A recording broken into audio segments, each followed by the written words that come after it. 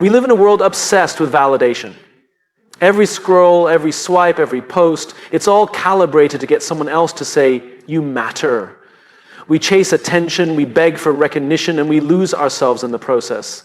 And yet the irony is that the people we admire most, the ones we say we want to be like, are rarely the ones begging to be seen. They're the ones who are so clear in who they are that the world can't help but notice them. Desperation is the result of confusion. Confusion about who we are, what we value, and why we do what we do. When we don't have clarity, we chase.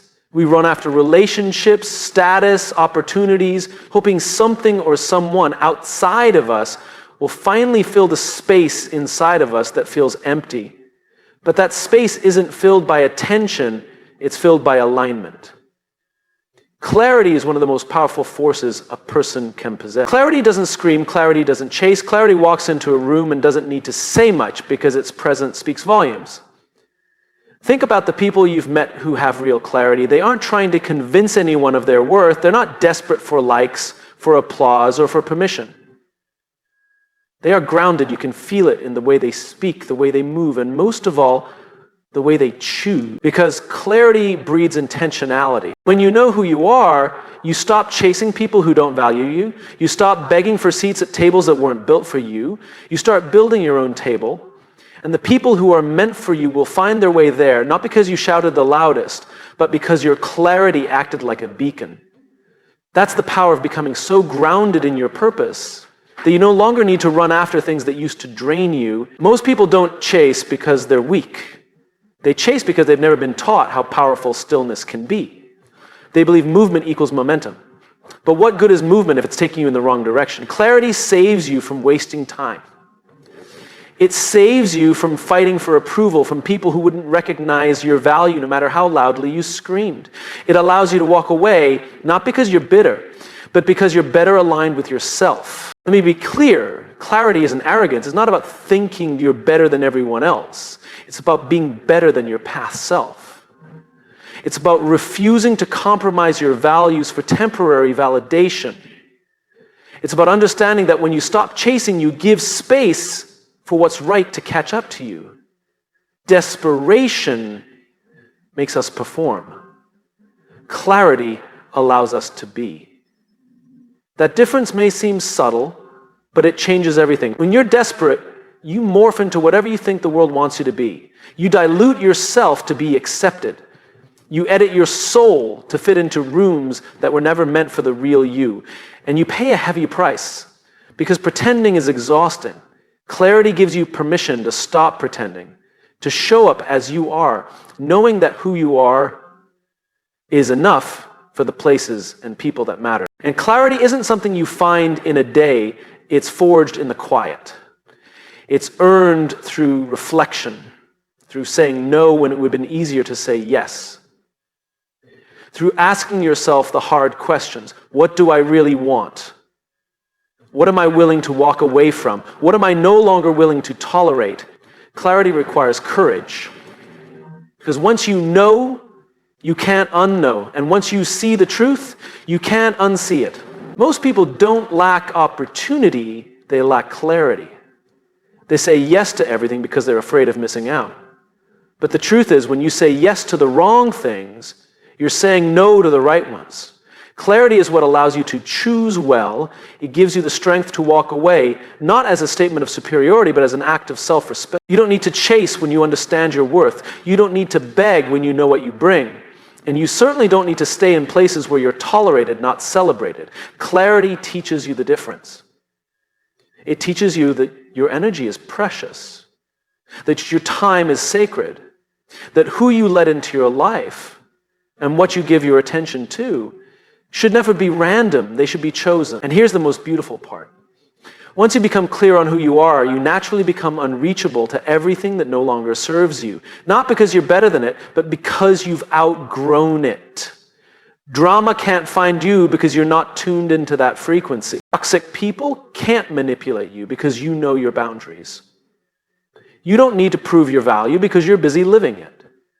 That's what clarity does. It sets you free from the need to be understood by everyone because you finally understand yourself. So no, don't chase. Don't beg, not because you don't care, but because you care enough about yourself to stop settling. And in that stillness, in that quiet, in that deep, unwavering sense of self, something incredible happens. If you stop asking the world to recognize you and you become the kind of person the world can't ignore, that's the shift. That's the power. And that's what clarity gives you. You spend a lot of time trying to be liked, to fit in, to be accepted. Most of us are conditioned from an early age to adjust ourselves to avoid rejection. And the truth is, in that attempt to fit in, we start bending. A little here, a little there. We loosen our standards, not all at once, but gradually in moments where we feel being accepted is more important than being authentic. And then before we know it, we've become someone we don't fully recognize, chasing approval from people who don't even know who we really are. But something shifts the moment you decide you're no longer going to live for external validation. The moment you stop lowering your standards just to be included in rooms that aren't aligned with your values, because their standards aren't walls that keep people out, they're filters that make sure only the right ones get in. You've probably felt it before, that quiet, unshakable respect you feel for someone who doesn't compromise who they are. Someone who doesn't chase attention but still gets it. Someone who doesn't adjust their values to match the crowd, but instead holds them with quiet confidence.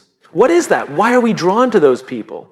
It's not the flash, it's not charisma, it's not volume, it's their standards. It's their refusal to settle. It's their clarity of who they are, what they will tolerate, and what they will not. That's what attracts us. Not because they're perfect, but because they're consistent. Because there's strength in self-respect. Because deep down we all crave certainty, and people with standards are certain about themselves. Here's what happens when you live with low standards. You attract chaos. You attract people who don't value you, opportunities that exploit you, and relationships that drain you. Why? Because you're signaling that you're willing to accept less than you deserve. Desperation is a broadcast. It tells the world you don't believe you're enough, and so you're willing to compromise anything to be chosen. But people don't respect desperation. They may respond to it for a moment, but they never stay. Because when someone doesn't respect themselves, others find it hard to respect them too. It's not about being cold, it's not about being superior, it's about self-honor. And people who honor themselves draw different energy into their lives. They don't need to convince anyone of their worth because they've already done the work of believing it themselves. That belief is magnetic. It doesn't scream. It doesn't need to. It whispers. And the right people lean in. But you know what else happens when you raise your standards? You lose people. And that's a good thing. Because some people were only around because your boundaries were too loose, your expectations too soft. When you finally decide to raise the bar, those who were taking advantage of your flexibility fall away. Not because you pushed them, but because they were never meant to rise with you in the first place. And that's the price of self-respect. It costs comfort. It costs approval, but what you get in return is far more valuable. Peace, integrity, a life that feels like your own, not a role you're performing. Standards create that. They shape your identity. They send a message, not just to others, but to yourself, that you are not available for less than you deserve. Think about any healthy relationship you admire, personal or professional. At the core, it's not about perfection, it's about mutual respect. And mutual respect can't exist without clear standards. When you show people how to treat you by how you treat yourself, you stop needing to beg for basic decency. It becomes the baseline, not a bonus. You stop having to ask for loyalty, honesty, or effort because people know that without those, they lose access to you. We've confused availability with value. We think that being constantly accessible, always saying yes, never pushing back, is the way to be loved. But what if it's the opposite? What if the most valuable people are the ones who guard their time, who don't bend their principles for convenience, who know what they bring to the table and won't settle for anything less than reciprocity? That kind of person doesn't need to chase, they don't need to convince, they attract what's aligned because their standards have become their signal, and those who recognize it, who resonate with it, will meet them at that level. That's the difference between desperation and dignity. Desperation is loud. It needs to be seen. Dignity is quiet. It chooses to be still. Desperation says, please notice me. Dignity says, I see myself clearly. That's enough. Desperation compromises to be liked. Dignity risks being misunderstood to stay in integrity. We all get to choose which one we operate from. Every boundary we enforce, every no we say, every time we walk away from something that doesn't align, we're declaring our value. And with each choice, we either reinforce our standards or we dilute them. It's not always easy. There will be moments where the old version of you, the one who just wanted to be liked, will try to make a comeback. It'll tell you that being firm is being difficult, that saying no is selfish, that expecting more makes you high-maintenance. But here's the truth. It's not high-maintenance to have standards. It's low respect to have none. You teach people how to treat you by what you tolerate. And when your tolerance is rooted in fear, you'll settle for crumbs. But when it's rooted in self-worth, you'll wait for the feast. You'll stop knocking on closed doors. You'll stop explaining your value to people committed to misunderstanding you. You'll stop shrinking to fit into places you've already outgrown. And in that decision, something shifts. The noise fades. The pretending stops, and you begin to live in alignment, not with what others expect, but with what your soul knows is right. That's the power of standards. They don't isolate you, they elevate you. They don't make you unreachable in a selfish way. They make you unreachable to anything that would ask you to sacrifice your worth. That's not arrogance, that's evolution. And it's available to anyone who's willing to stop begging and start becoming. We live in a world obsessed with outcomes. Everyone wants to get something. Get rich, get noticed, get loved, get ahead. The conversation almost always revolves around results. And the question we've been conditioned to ask is, what can I get from this? Whether it's a job, a relationship, or an opportunity, the mindset is transactional. We assess worth by what we gain. But there's a better question, a deeper question. Who am I becoming in this process? Because the truth is, getting doesn't sustain us. Getting creates a temporary high. Becoming transforms us. Getting is about taking. Becoming is about growing. One fades, the other builds. And if you look closely at the people who seem to live with the most meaning, the most depth, the most quiet confidence, they're not focused on chasing things. They're focused on becoming something greater than they were yesterday. There's something profoundly powerful about letting go of the need to constantly acquire and instead leaning into the desire to evolve. When you're obsessed with getting, you chase. When you're committed to becoming, you attract. The difference isn't in ambition, it's in direction. One is externally fueled, the other is internally led. You see, people often think the goal is to have money, have followers, have prestige, but what's the point of having more if you're not becoming more? If your identity is still tied to insecurity, fear, or self-doubt, no amount of success will make you feel safe. That's why you see people with all the things the world calls success still struggling, still lost, still empty. Because they got everything except themselves. The most powerful shift you can make is to stop asking, how do I get what I want? And start asking, how do I become the kind of person for whom this is natural? Instead of asking, how do I get respect? Ask, am I someone who lives with integrity? Instead of asking, how do I get love? Ask, am I someone who loves deeply, authentically, and without games? When you become what you seek, it starts to seek you. Both is magnetic. It may not be loud, but it's unmistakable. There's a quiet pull around someone who's doing the inner work. You don't need to chase people down when you carry that kind of presence. They come to you, not because you begged, not because you performed, but because you've become someone who radiates alignment. And alignment is rare, but here's the thing most people miss. Becoming is harder than getting. It takes time, it takes patience. It requires you to look in the mirror, not the scoreboard. Because becoming isn't visible right away.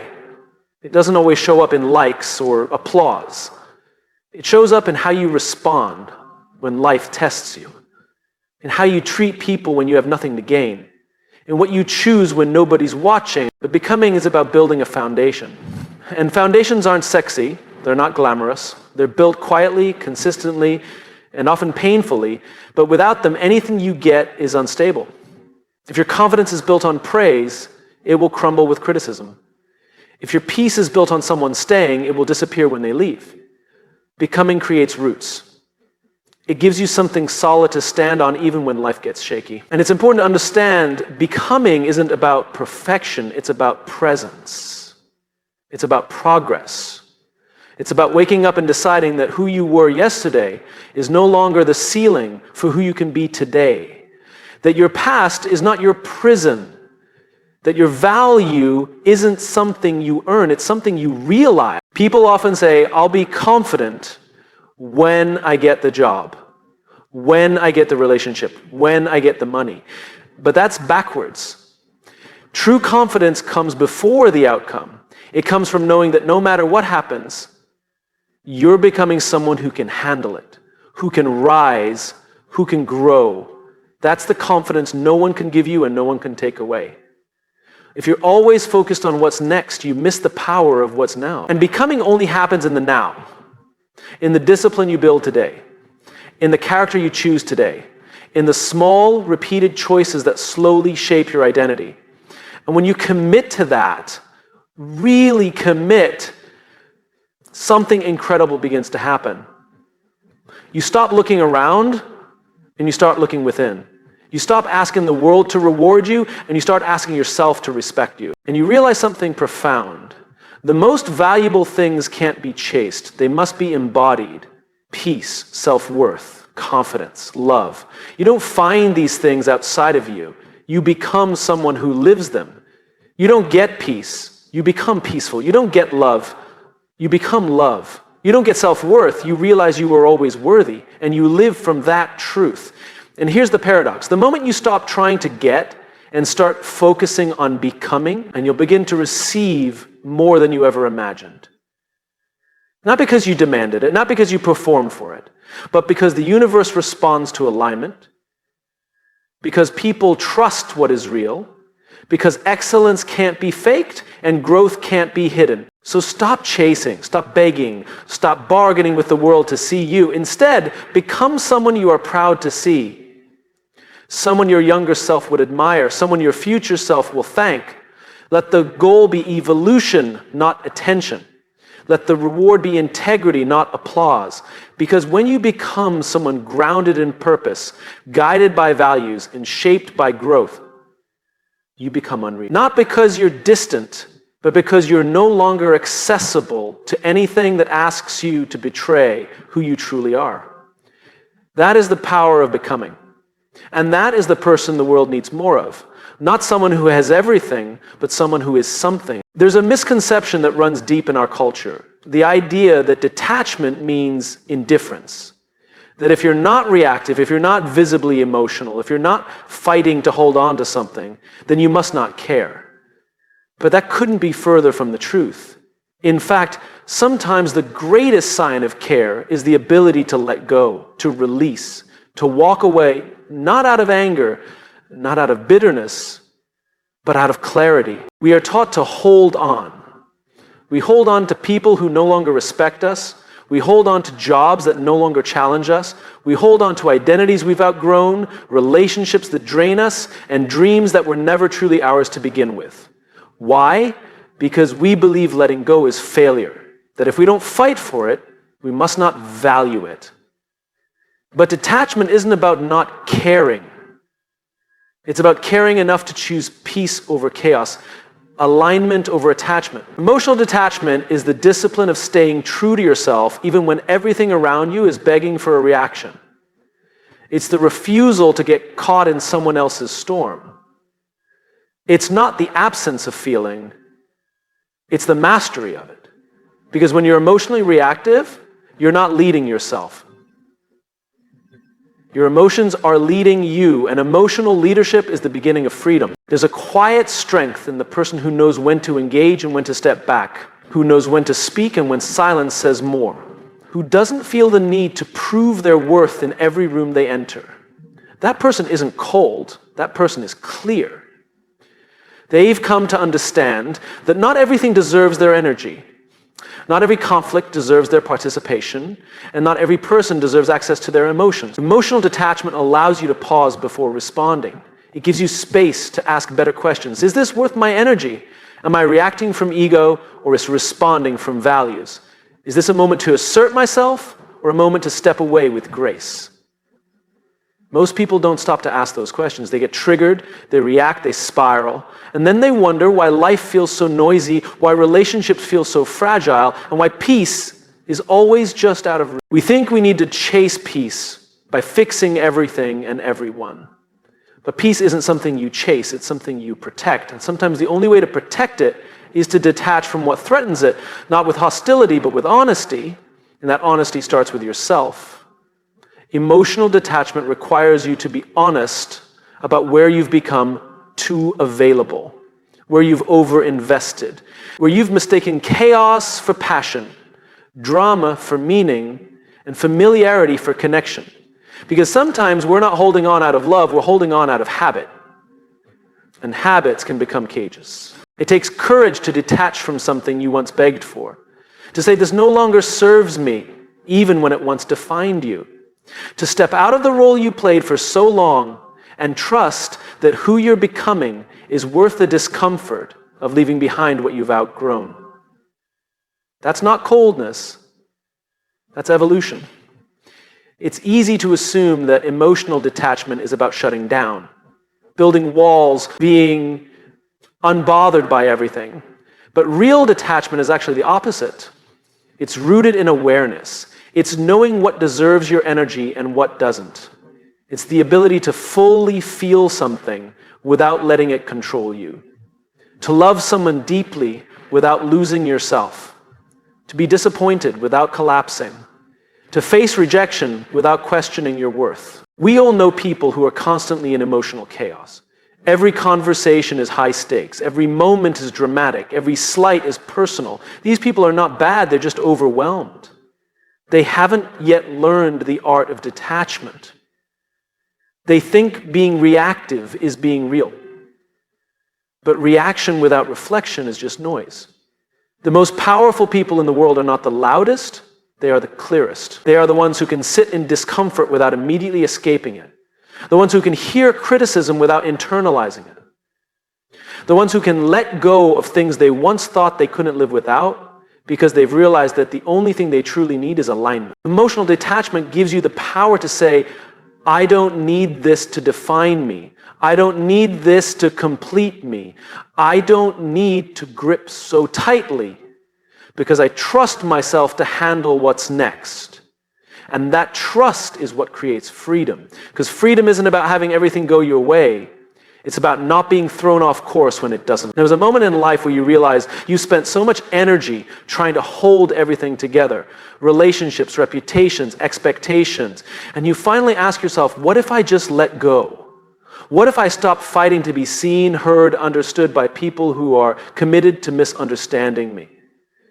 And in that moment, you begin to reclaim yourself. You reclaim your peace. You reclaim your energy, you reclaim your power, and suddenly you're no longer controlled by the need to react. You're guided by the decision to respond, to move intentionally, to love from wholeness, not from emptiness. This is what makes you unreachable. Not because you're emotionally unavailable, but because you're emotionally sovereign. Because you're no longer accessible to the things that once destabilized you. You're not avoiding, you're discerning. You're not bitter, you're better aligned. Emotional detachment is the skill of choosing your battles, protecting your peace, and living with purpose. It's not a wall that keeps people out. It's a boundary that keeps you centered. And when you live from that center, when you're not constantly pulled by other people's opinions, moods, or expectations, you begin to lead your life instead of reacting to it. And isn't that what we all want? Not to escape emotions, but to be free from their control. Not to live without passion, but to live without chaos. Not to disconnect, but to connect more deeply from a place of grounded presence, not frantic need. That's what detachment offers. That's what clarity provides. And when you live that way, you become a calm in the storm. A lighthouse, not a lifeboat. A presence that doesn't beg to be seen, because it's already known. Known by itself, anchored in itself, whole. And when you are whole, you don't need to chase, you don't need to cling, you simply walk in truth. And truth by nature never begs.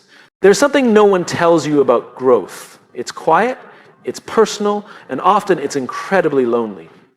Not because you want to be alone, but because as you rise, not everything rises with you. Growth doesn't just change how you think, it changes what you can tolerate. It shifts your standards.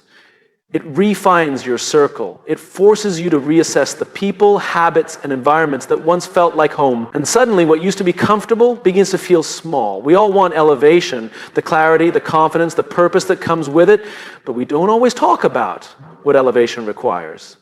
The silent shedding, the subtle disconnection, the painful realization that not everything or everyone can come with you. Because growth demands space, and space doesn't just come from adding, it comes from letting go. What many people mistake as arrogance in someone who's growing is often just alignment. It's not that you think you're better than anyone else. It's that you're becoming too committed to who you're meant to be to keep shrinking back into old versions of yourself. You're not avoiding people, you're avoiding patterns. You're not distancing yourself out of superiority, you're doing it out of necessity. You've stopped entertaining chaos. You've stopped justifying dysfunction. You've stopped lowering your energy to match environments that never deserved you in the first place. This is the moment where you begin to become unreachable, not in attitude, but in frequency. Because your standards begin to evolve. You no longer tolerate manipulation disguised as love, or ambition that compromises values, or friendships built on convenience instead of truth. And when you stop accepting what used to drain you, you don't have to push it away, it simply falls away. That's what growth does. It doesn't always ask for confrontation, it just creates distance. And yes, that distance can be misunderstood. You'll be called different, changed, distant. But growth should change you. That's the point. You didn't do all this work just to remain familiar to people who only liked the version of you that kept the peace at your own expense. You didn't evolve just to fit back into old dynamics that require you to betray your values in the name of loyalty.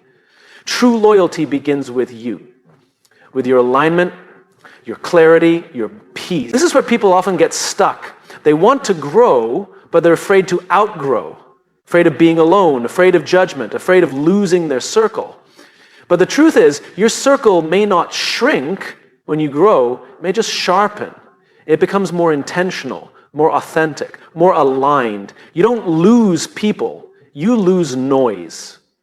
And you gain relationships that are rooted in truth, not obligation. And it's not just people. You start to outgrow thoughts, too. Thoughts that once controlled you. Insecurities that once paralyzed you. Beliefs that once convinced you that you had to settle, had to beg, had to prove. When you elevate yourself, you begin to realize that your worth isn't up for debate. It isn't tied to how many people approve of you. It's anchored in how deeply you've come to know yourself. You stop chasing validation because you've started to trust your voice. You stop explaining your boundaries because you understand that clarity doesn't require consensus. And you stop apologizing for your evolution because you've realized that shrinking never protected your relationships. It only diluted your presence. Interesting is that the higher you go, the more grounded you have to be. Growth is not about escaping, it's about becoming deeply rooted in your values, your purpose, your identity. You don't grow to look down on others, you grow to see clearly. And when you see clearly, you stop settling, you start choosing. You start curating your life instead of reacting to it. That's what elevation is, conscious alignment. But don't mistake elevation for isolation. This isn't about closing off. It's about opening up to the right things. It's about choosing environments that feed your soul, relationships that challenge and inspire you, and paths that honor your potential. It's about being so anchored in who you are that you no longer fear letting go of what no longer fits. Because here's the truth, not everything that starts with you is meant to stay with you. Some things are seasonal. Some people are assignments. Some roles are stepping stones. And part of your growth is learning to release without resentment, to bless what was, even as you walk toward what will be. That's maturity. That's grace. That's strength.